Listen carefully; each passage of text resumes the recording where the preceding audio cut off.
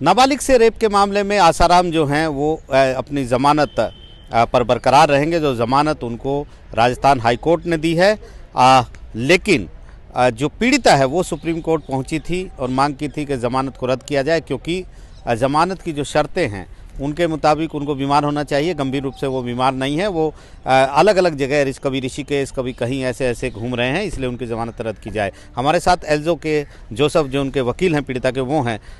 एल्जो, क्या आपको लगता है सुप्रीम कोर्ट से आपको राहत नहीं मिली है पीड़िता को? मैं वादा कर सकता हूँ सुप्रीम कोर्ट की आज की जो निर्णय है बहुत अच्छा है। और नॉर्मली जो सेंटेंस सस्पेंड करते हैं तो सुप्रीम कोर्ट इंटरफियर नहीं करता है 99%, बट इसी केस में ऐसा हो गया था। सुप्रीम कोर्ट इंटरफियर नहीं किया बट सीधा बोल दिया जो अपील हाई कोर्ट में पेंडिंग है, राजस्थान हाई कोर्ट में जो पेंडिंग है उसको जल्दी से जल्दी विद इन 3 मंथ्स खत्म कर, 3 महीने के अंदर इसको खत्म करने के लिए बोला। ये बहुत बड़ी अचीवमेंट है।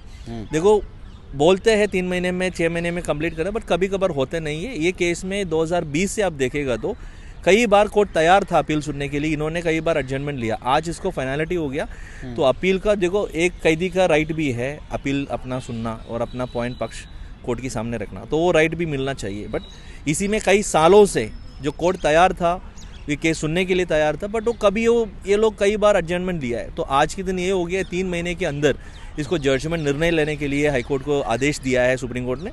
तो ये ज़रूरी है, आदेश को पालन भी करना पड़ेगा हाईकोर्ट को। इस मामले में बहुत अच्छा हो गया, आज के निर्णय बहुत अच्छा मिल गया। तो साफ तौर पर आप ये कह रहे हैं कि ये पीड़िता के पक्ष में है कि 3 महीने में जो आसाराम है उसके खिलाफ उनका जो ट्रायल कोर्ट ने जो उनको कन्विक्ट किया है उस पर हाई कोर्ट को अपील सुननी पड़ेगी पूरी। 3 महीने के अंदर ज़रूर उनकी सुननी पड़ेगी। 3 महीने मतलब दिसंबर, वैसे आपको पता है छुट्टियां आ रही है, तो दिसंबर वैसे 1 हफ्ते 2 हफ्ते ही, 19 तारीख तक 18 तारीख तक की वर्किंग है, इसके बाद तो छुट्टियां है। तो जनवरी में सुनना पड़ेगा इसको और फरवरी में इसको निर्णय लेना पड़ेगा और जजमेंट डिलीवर करना पड़ेगा। वही 3 महीने हो गए। मांग क्या थी पीड़िता की खास तौर पर? क्योंकि जी हमारा मांग यही था इनको बेल कैंसिल करे, बट बात यही है बेल कैंसिल करने में अपील सुना नहीं है तो फिर उसी में एक नेचुरल जस्टिस का इश्यू आता है। तो अपील कई सालों से पेंडिंग है और बेल देने के लिए आपने ऑब्जेक्ट कर रही है, तो इसलिए ये जो निर्णय है सुप्रीम कोर्ट की सबसे अच्छा निर्णय में से एक है। आप क्यों बेल कैंसिल करना आसाराम के चाह रहे थे? इतने साल से तो वो बेल का कंडीशंस बहुत था, सारे कंडीशन इन्होंने वायलेट कर दिया, बहुत सारे कंडीशंस था, सारे कंडीशंस वायलेट कर दिया, सब जगह घूम रही है।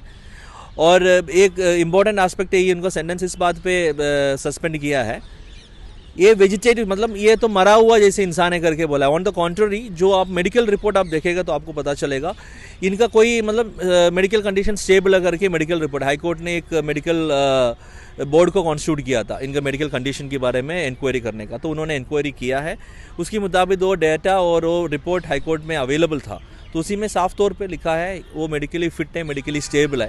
देखो 86 ईयर ओल्ड आदमी है, उनके लिए तो कई बीमारियां हो सकता है, बट वो एक आदमी स्टेबल है करके बोलेगा तो मतलब इसका मतलब क्या है? वो स्टेबल है, he is not in a vegetative stage. तो ये शायद हाई कोर्ट ने मिस आउट कर दिया, यही हमने आर्ग्यूमेंट में सुप्रीम कोर्ट को पॉइंट आउट किया है। एक और उनके ऊपर केस है जो गुजरात का है, और गुजरात हाई कोर्ट ने राजस्थान हाई कोर्ट के फैसले को ही बरकरार रखते हुए 6 महीने उनकी जमानत और बढ़ाई है, तो क्या उसको भी चुनौती दी जा सकती है? अभी उसको नहीं है, पहले इनका अपील सुनने दो, इसके बाद वहाँ भी एप्लीकेशन को लगाना है तो वो लग जाएंगे। तो पहले इसी केस के बारे में मेरा वकालत इसी केस में है, तो इसी के बारे में मुझे पता है, उसका बारे में ज़्यादा पता नहीं है आज के दिन। बट एनीवे ये केस में सुप्रीम हाई कोर्ट के निर्णय क्या होगा उसी के ऊपर डिपेंडेंट है बाकी आगे का। तो यानी पीड़िता को बहुत बड़ा रिलीफ आज इस फैसले से जस्टिस नरसिम्हा की बेंच से मिला है? बहुत 100% I can say that there is a good relief which has been got for us from justice Narasimha. And normally this kind of orders are never passed in such sensitive matters. So this order actually contemplates that Supreme Court will take some stubborn action. Even the high courts are passing these kinds of orders. बहुत धन्यवाद। तो बड़ा आदेश है ऐसा मानना है, और अब इंतज़ार जो है वो हाई कोर्ट का करना होगा जब आसाराम की अपील पर वो फैसला सुनाएगा। नई दिल्ली से आशीष भार्गव, NDTV इंडिया।